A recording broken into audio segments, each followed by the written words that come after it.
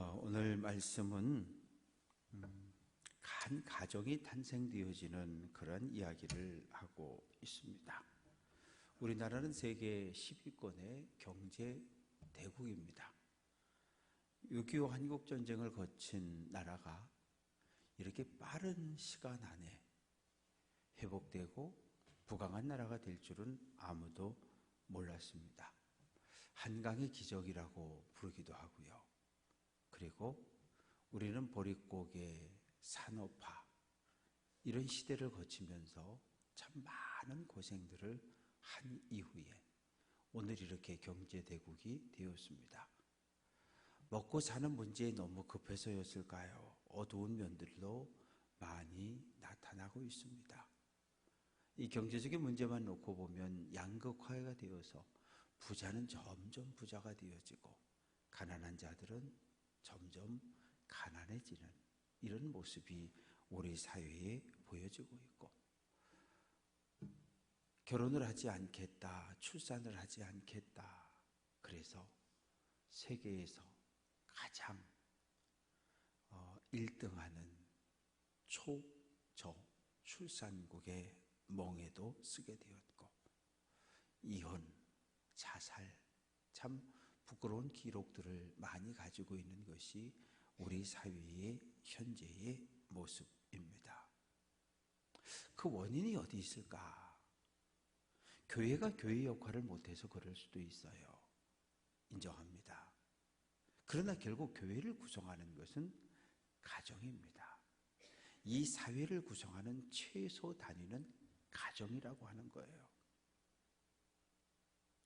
자녀들의 믿음을, 가족들의 믿음을 지켜낼 수 있는 최후의 보루가, 최후의 이 방어선이 교회가 아니라 가정이라고 하는 겁니다. 왜냐하면 가정이라고 하는 것은 한 생명에 태어나서 이 세상을 떠날 때까지 함께 가족들이 생활하는 공간이기 때문입니다. 주일 예배 한 번 왔다 가는 성도에게 교회라고 하는 것이 얼마나 큰 의미가 있겠습니까? 일주일 가운데 집에서 출발해서 와서 예배 드리고 돌아가는 시간 다 합쳐도 2시간이 되지 않아요. 1시간 반, 2시간. 1시간 반, 2시간의 신앙생활을 가지고 교회가 내 신앙의 마지막을 책임져 준다, 그럴 순 없는 거지요. 가정입니다. 태어나서 죽을 때까지 우리는 가족들과 함께 어울려 삶을 살아갑니다. 가정을 회복시키기 위해서 별별 이름의 학교들이 많이 생겨났어요. 아버지 학교, 어머니 학교, 부부 행복학교, 결혼 예비학교, 수많은 학교들이 세워지고 없어졌지만 여전히 이 사회의 문제들을 풀어내지 못하고 있습니다. 왜요? 얼마 안 가거든요. 아버지 학교, 저도 강릉 사기 아버지 학교를 수료하고 원주의 아버지 학교가 개설돼서 여러 해를 조장으로 때로는 스텝으로 섬겼습니다. 화천제일교회 오니까 남자분들, 장로님들하고 뭐 다 아버지 학교 다 갔다 왔더라고요. 한번 살짝 물어봤어요. 아버지 학교 갔다 와서 뭐 좀 변한 게 있냐고. 별로 없대요. 몇 달은 그냥 가는데, 그 아버지 학교가 4주 한 달 동안 진행되고 그 다음에 한 번 더 섬기고 그러면 그때까지는 약발이 좀 가는데 뭐 그러고 나서는 또 도로 묵이 됐다고 그런 이야기들을 하더라고요. 그러나 어쨌든 분명한 것은 아버지 학교, 어머니 학교, 부부행복학교 이런 학교들을 통해서 일정 기간 가정에 대해서 부부가 서로 간에 자녀에 대해서 이런 문제를 논의하고 토론할 수 있다고 하는 것은 대단히 의미 있는 일입니다. 어제 통계가 나왔는지 오늘 인터넷 뉴스에 실렸어요. 그러니까 우리나라 그 가구가 전체에 다 하면 2,400만 가구가 있는데 그 중에 1,002만 가구가 1인 가구라는 거예요. 우리는 어렸을 때 가족을 그림을 그리라 그러면 아빠, 엄마, 그리고 형제들 이렇게 최소한 4, 5 이렇게 그림을 그렸는데, 지금은 이제 그림을 그려보라면 혼자 산다는 거죠. 고령화로 인해서 홀로 살아가는 독거노인들이 많이 계시고, 30, 40이 돼도 결혼 안 하고 부모가 자꾸 뭐라 그러니까 그냥 뛰쳐나가가지고 원룸 얻어가지고 혼자 생활하는 이 청년들이 많아졌다는 거예요. 그러니 5가구 중에 2가구는 혼자 산다는 거예요. 대단히 심각한 문제가 있습니다. 지난 3월 14일 남쪽에서 60대 여성이 혼자 살았는데 지병도 있었고 기초생활 수급자였고, 그런데 주인이 경찰에 신고를 했어요. 우리 집에 새들어 사는 분이 3, 4일째 지금 안 보인다. 전화도 안 받는다. 그래서 경찰이 문을 열고 들어가 보니까 혼자 세상을 떠났다라는 거예요. 그래서 이렇게 가족들을 찾았는데 형제들도 있고 자녀들도 있고, 근데 문제는 30년 동안 연락을 끊고 살았다는 거예요. 그래서 당신 어머니니까 장례를 좀 치르라고, 당신 형제니까 시신을 인도해 가라고 다 싫다는 거예요. 그래서 그 기사를 읽으면서 그런 생각을 해봤어요. 아니, 도대체 이 양반은 어떤 인생을 살았길래 가족들과 형제들과 30년 동안 관계를 끌고 혼자 삶을 살다가 저렇게 혼자 인생을 마감했을까? 도대체 저 사람은 어떤 인생을 살아왔을까? 이런 안타까운 마음이 제게 들었어요.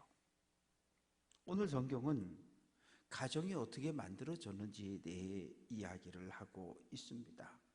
창세기 1장 10절 보면 하나님께서 셋째 날에 땅도 만들고 바다도 만들고 땅아 풀, 채소, 열매 맺는 나무들을 내어라. 그래서 나무들이 열매를 내고 꽃을 피우고, 그래서 창세기 1장 10절을 보면 보시기에 좋았더라, 보시기에 좋았더라는 표현이 딱 2번 나와요. 둘째 날은 없고 첫째 날부터 6째 날까지 한 번씩 나오는데 셋째 날만 2번 나와요. 이 셋째 날이 화요일입니다. 그래서 지금도 유대인들은 결혼식을 화요일 날 많이 해요. 왜?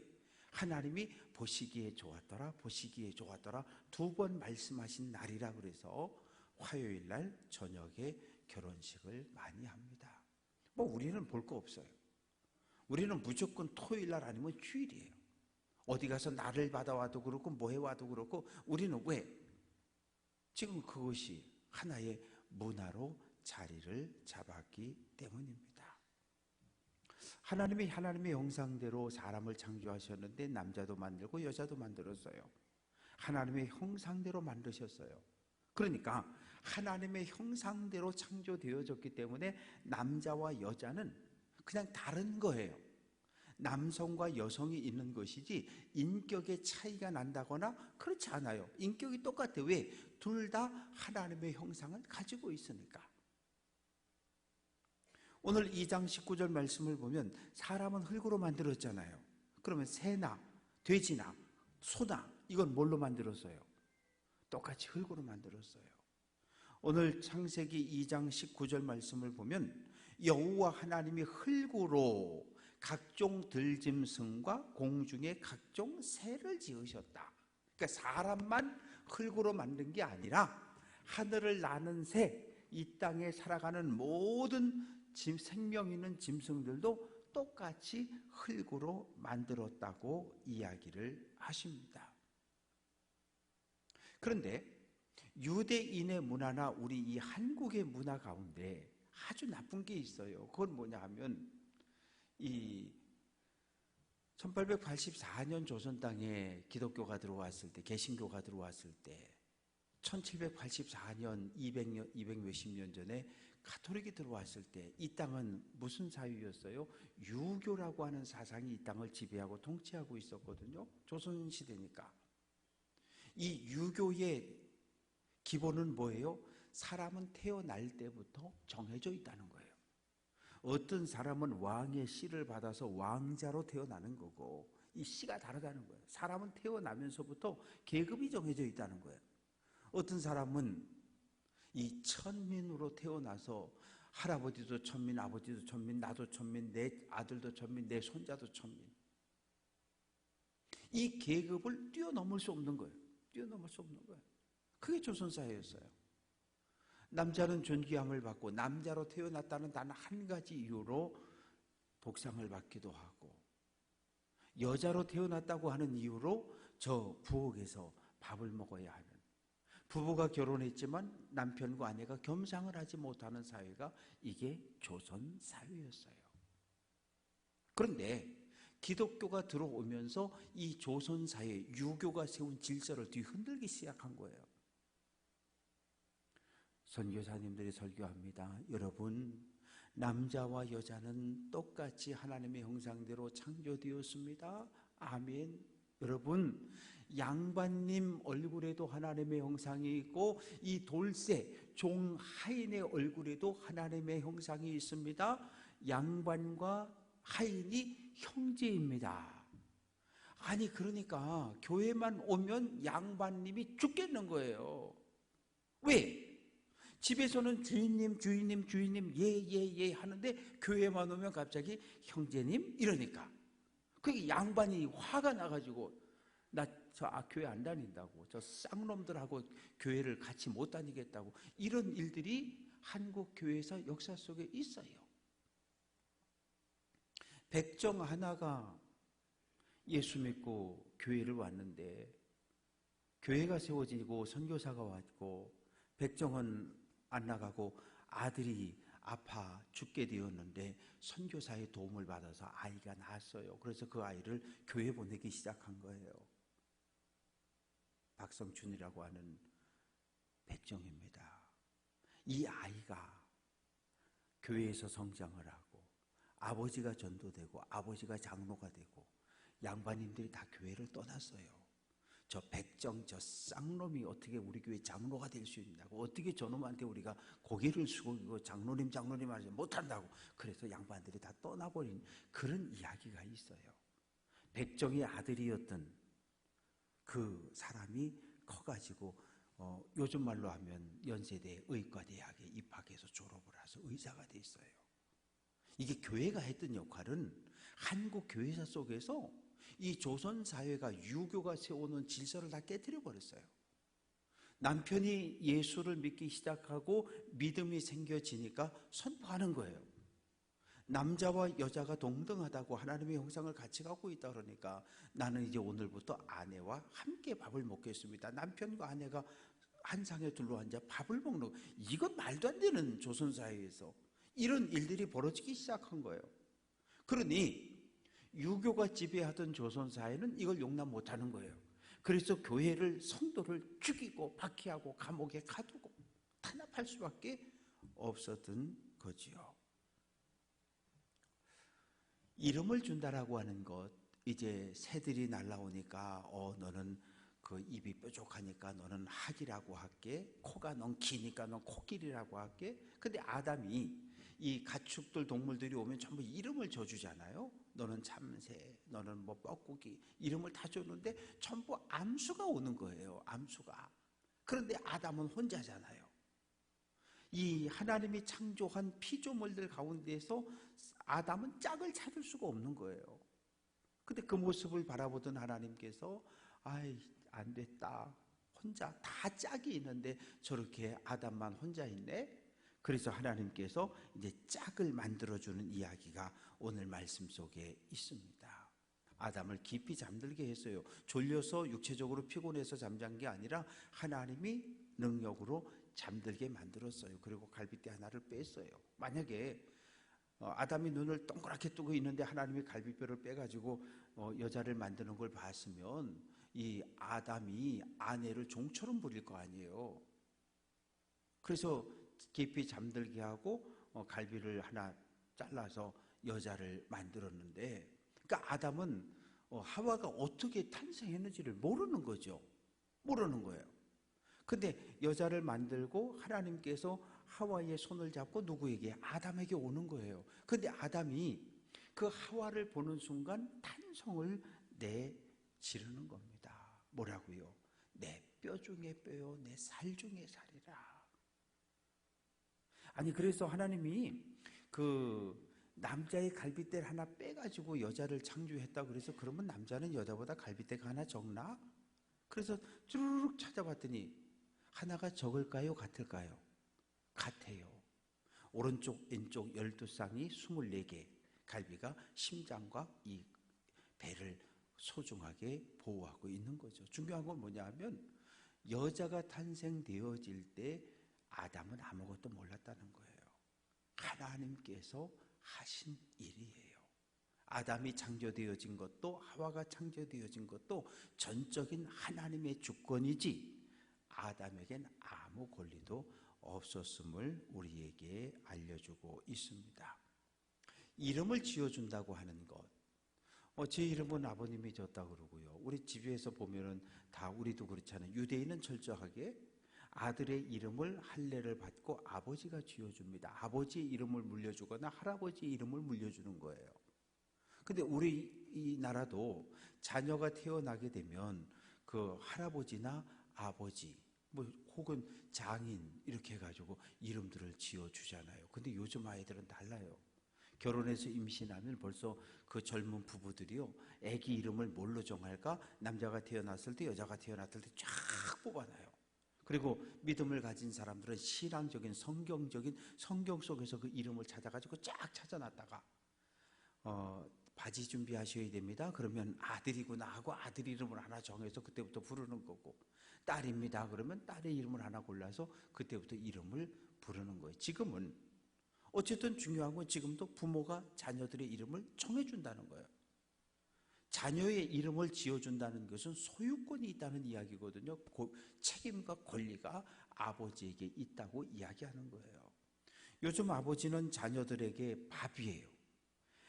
아들이고 딸이고 아빠 저거 아빠 이거 그러면 그냥 꼼짝없이 가야 돼요. 가야 돼요. 왜? 안 해주면 밉다 그러거든. 밉다 그래요.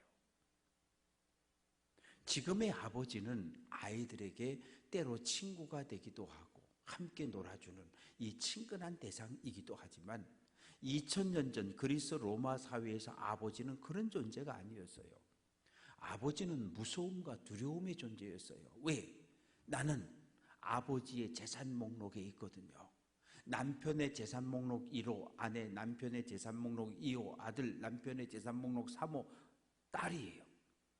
아버지가 사업하다 부도나면 딸을 팔아요. 아버지가 사업하다 잘못되면 아들을 팔아요. 아내도 팔아요. 그리고 나중에 안 되면 자기 자신도 종으로 팔려가는 거예요. 지금은 혈연으로 인격으로 사랑으로 정으로 똘똘 뭉쳐진 게 가족관계지만 2000년 전엔 그러지 못했어요. 아버지는 두려움 그 자체였어요. 왜? 아들을 낳고 딸을 낳는데 주인님 유모가 아이를 안고 와서 주인님 아들이 태어났습니다. 아버지가 이렇게 내려다봤는데 애가 황달기가 있고 꼬무죽죽하고 사람 구실 못할 것 같으면 갖다 버려. 갖다 버렸어요. 그만큼 아버지의 고난이라고 하는 건 참 무서웠어요. 자녀를 죽일 수도 있고 살릴 수도 있는 고난이 로마 정부로부터 아버지에게 주어져 있었어요. 예수님이 살았던 시대, 사도 바울이 활동했던 시대는 바로 그런 시대였습니다. 아담이 하와를 보고 내 뼈 중에 뼈요 내 살 중에 살이라고 이 환호성을 부르게 됩니다. 그러나 남자도 흙으로 만들어졌고 여자는 뼈로 만들어졌지만 여전히 둘 다 깨지기 쉬운 존재들입니다. 24절 말씀 보면 남자가 부모를 떠나 그의 아내와 합하여 둘이 한 몸을 이룰지니라. 결혼은 남자도 여자도 부모를 떠나는 거예요. 태어나서 어려서부터 성인이 될 때까지 결혼할 때까지 그 부모와 함께 살다가 떠나는 거거든요. 첫째, 결혼의 원리는 떠나는 거예요. 부모를 떠나는 거예요. 그리고 두 번째 원칙은 경제적으로 독립을 해야 되는 거예요. 결혼했는데 경제적으로 독립을 못했다. 그러면 계속 부모에게 종속되어서 부모를 의지하며 살아갈 수밖에 없는 거예요. 근데 참 요즘 자녀들의 삶을 보면 서울에 내 집 구하기가 왜 그렇게 힘든지요. 서울에 내 집 구하기가. 한 24평 전세를 하나 들어가는데 신혼부부 결혼하는 사람이 있어서 집은 어떻게 했어요? 그랬더니 전세 하나 얻어줬어요. 얼마래요? 6억. 내가 춘천 오면 6억이면 춘천에서 제일 좋은 아파트 살 수 있을 텐데 서울은 택도 없는 거예요. 전세가 6억이라는 거예요. 그래서 부모가 3억을 대주고 3억은 자기들이 대출받아서 그렇게 산다는 거예요. 그러니까 3억을 대출받았으니 3억이면 이자 5% 잡으면 뭐 신혼부모 어쩌고 저쩌고 해서 뭐 2% 3%도 있기도 하지만, 그럼 이 젊은 사람들이 이 빚에 대한 이자를 감당해야 되잖아요. 이자를 감당해야 되는데 이 이자가 3억 빌렸을 때, 5억 빌렸을 때, 10억 빌렸을 때 점점 달라지니까 한 달에 이자를 150을 내고 200을 내고 그러면 그 아이들이 교회를 다니면서 11조를 낼 수 있을까요? 못 내요. 그러니까 이것이 지금 이 사회의 문제가 교회의 문제와 다 직결되어져 있고 연결되어져 있는 것을 보게 됩니다.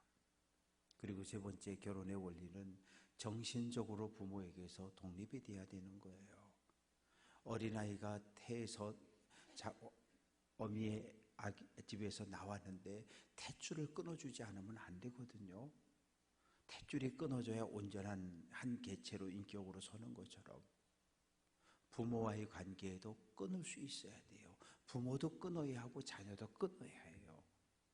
때가 돼서 끊지 못하면 일평생 서로에게 아픔을 주고 고통을 주는 그런 관계로 변화되어질 수 있습니다. 성경에 보면 한 사람의 결단에 의해서 가족 전체가 구원받는 이야기들이 있어요. 노아 시대 모든 사람들이 범죄했어요. 하나님이 알려주셨어요. 방주를 지으라고. 노아는 하나님 앞에 의로운 사람이었는데 노아 때문에 노아의 아내와 세 아들과 세 며느리가 구원 얻는 이야기가 창세기에 기록이 되어져 있어요. 노아는 그 가정의 가장이었어요. 가장은 가정의 제사장의 줄임말이에요. 한 가정에는 그 가정의 가족들의 신앙을 책임질 제사장이 있어야 해요. 제사장이 없는 가정은 무너지게 돼 있어요. 바라고 소망하는 것은 내가 우리 가정의 제사장이라는 의식을 가지고 가족들을 끌어안고 기도하는 우리 귀한 성도들 될 수 있기를 주님의 이름으로 축원합니다. 여호수아를 보면 그 정탐꾼들이 여리고성을 정탐하러 가잖아요. 들켰어요. 그런데 라합이라고 하는 여인이 숨겨줍니다. 그리고 성을 빠져나가게 해줘요. 한 가지 약속을 합니다. 당신들이 이 성을 공격할 때 하나님이 이 성을 치실 때에 우리를 기억해달라는 거예요. 그래서 라합 한 여인의 목숨을 건 희생과 헌신으로 인해서 라합의 가족 전체가 구원받는 이야기가 있어요. 라합이 그 가정의 제사장이었습니다. 우리가 이 세상에 처음 태어났을 때 처음 만난 사람들이 아버지였고 어머니였고 형제들, 가족들이었어요. 가족들의 도움, 부모님의 헌신으로 자랐고 성장했고 또 가정을 꾸리게 됩니다. 내가 이 세상 마지막 떠나는 그 순간 내 옆에 마지막까지 있어줄 사람은 가족들이에요. 지난번 정경기 장로님이 강대병원에 입원하시고 그 아들 정보목 집사가 휴가를 냈어요. 열흘. 군인인데 열흘 휴가를 내서 열흘 동안 아버님 곁을 지켰던 거죠.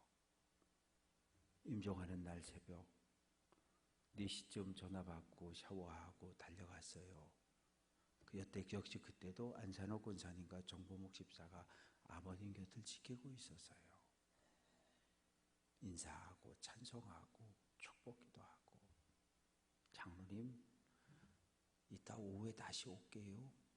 인사하고 저는 나왔고, 제가 문을 나서고 조금 있다가 장로님은 편안하게 임종을 하셨어요. 마지막까지 아내와 아들이 곁을 지켜준 거예요. 이게 가족이에요. 이게 가족입니다. 근데 가정이라고 하는 것이 천국이 될 수도 있고 지옥이 될 수도 있어요.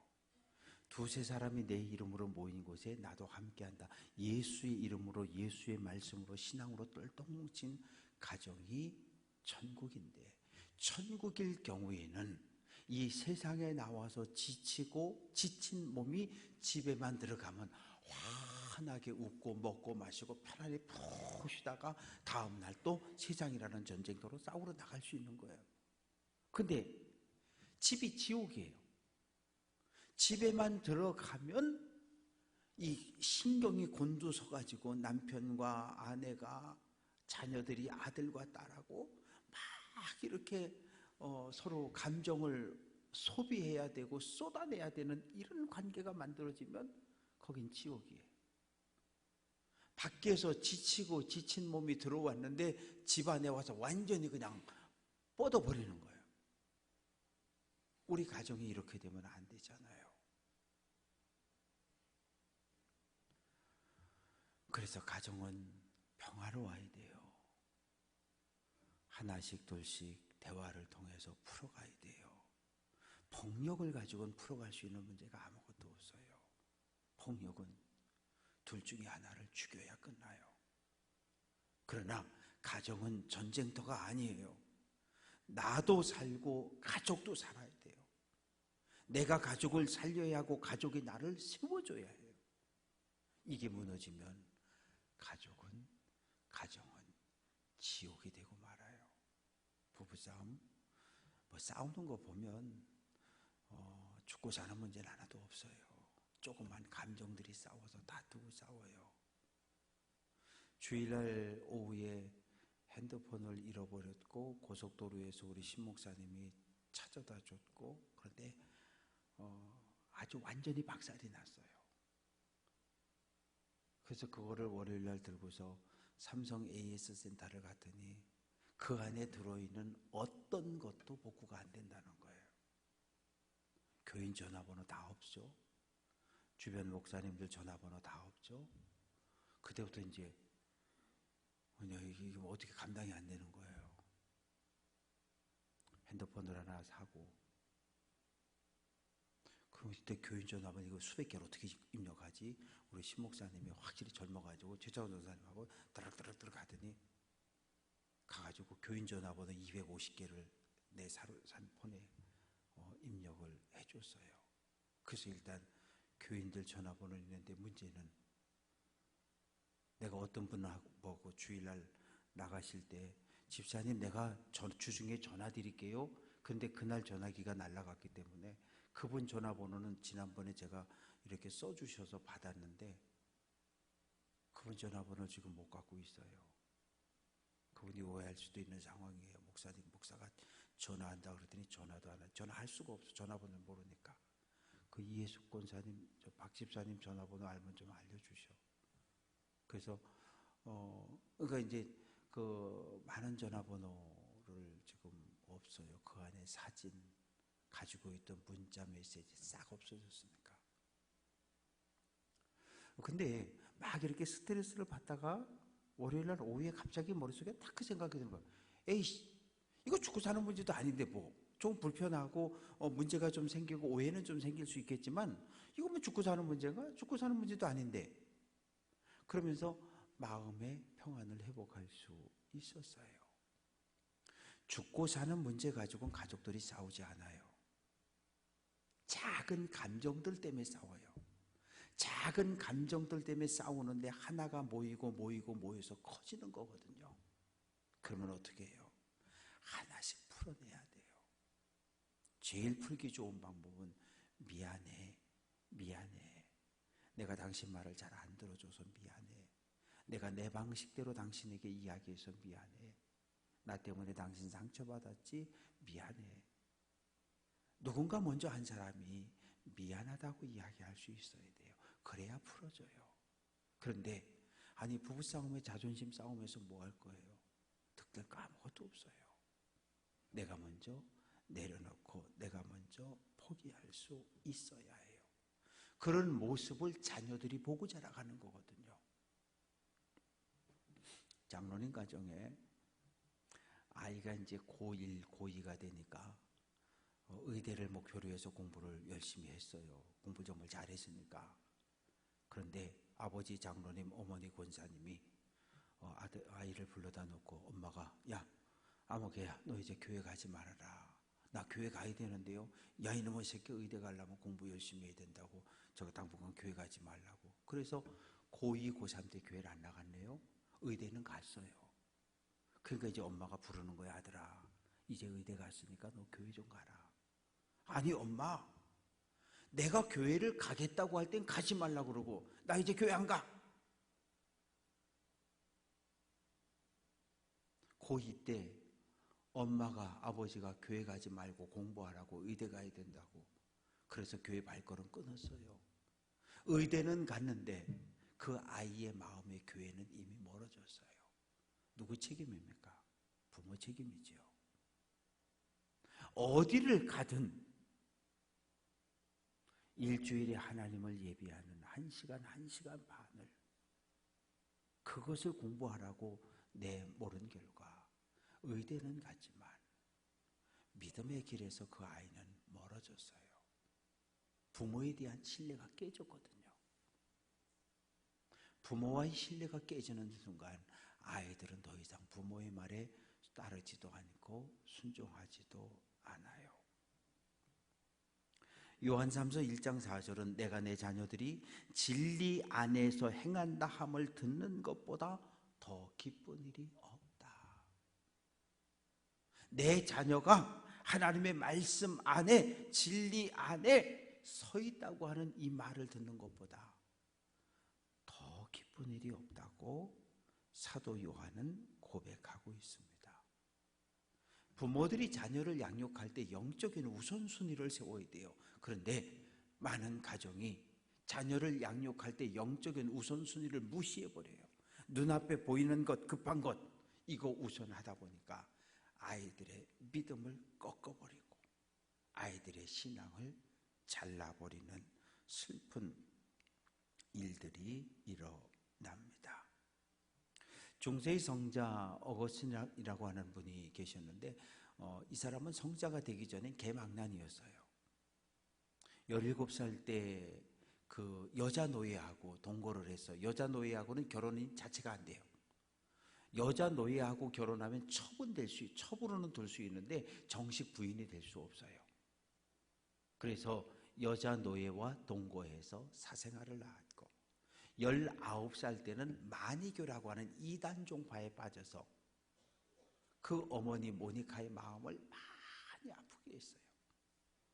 이 어머니 모니카는 늘 교회 가서 무릎 꿇고 기도했고 암브로시스의 주교는 어머니 걱정하지 마시라고 기도하는 자식은 절대 망하지 않는다고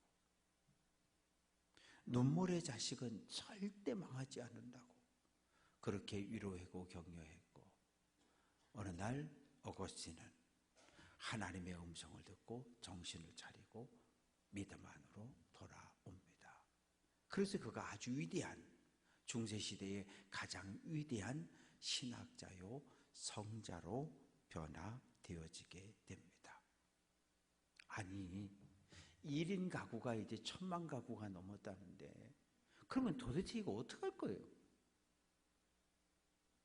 우리에게는 교회는 속회가 있고 선교회가 있어요. 속회를 영적 가정으로 선교회를 영적 가정으로 변화시켜봐야 해요. 담임 목사는 잘 몰라요. 누가 왔는지 안 왔는지 주일날. 그런데 속장님은 알고 속회 식구들은 알잖아요. 선교회장님은 알잖아요. 그러면 쪼르륵 저한테 전화 주시잖아요. 목사님 아무개 권사님이 오늘 못 왔는데 전화해 보니까 아프답니다. 그러면 신방할 수 있잖아요. 1인 가구가 1000만 명이 넘든 40%를 넘어 50%가 되든 우리가 사랑의 공동체 속회를 지켜낼 수 있으면 우리는 이 험한 세상을 견디어낼 수 있어요. 혈연 관계는 아니지만 믿음으로 신앙으로 하나 된 이 교회 공동체가 속회를 통해 선교회를 통해 이 시대를 이겨낼 수 있습니다. 그래서 속회가 중요해요. 이 속회를 신앙의 가정으로 변화시켜서 이 속회에서 자녀들을 위하여 기도하고, 그 대부분 속회들을 가보면 기도 제목들을 신방 이제 가보면 속회 식구들 쭉 써놓고 옆에다 기도 제목 다 써놓고 코팅해서 하나씩 다 나눠주고, 목사가 신방 가면 목사님 우리 속회 식구들 명단하고 자녀들 이름하고 기도 제목 딱 주셔요. 그럼 그거 보면 기도하기 얼마나 좋은지 몰라요. 말씀을 정리합니다. 가정을 지켜내는 것이 결코 쉽지 않은 시대를 살아갑니다. 우리는 속회라고 하는 영적인 신앙의 가정을 통해서 우리의 믿음을 지켜내고, 우리 서로서로의 믿음을 지켜내고, 사랑하는 자녀손들의 믿음을 지켜내고, 왜? 함께 울며 기도하고, 애가 안 들었으면 태어나달라고 기도해서 애 생기고, 무슨 문제가 생기고 취업이 안 되면 그 이름을 불러가며 기도했더니 취업의 문이 열리고, 결혼해야 되는데 결혼 만나며 복을 달라고 온 속회 식구들이 떨떠먹겨 기도하니 만남의 길이 열려서 결혼하는 일들이, 우리는 우리의 속회 생활을 통해 신앙 생활을 통해 경험하고 있습니다. 바라고 소망하는 것은 속회를, 가정을, 선교회를 아름다운 믿음의 공동체로 변화시켜서 이 시대 우리를 향한 하나님의 뜻을 이루어드리고, 조상에게 물려받은 소중한 신앙을 우리 자녀손들에게 잘 물려줄 수 있는 믿음의 가장들로 우뚝 서시기를 주님의 이름으로 축원합니다.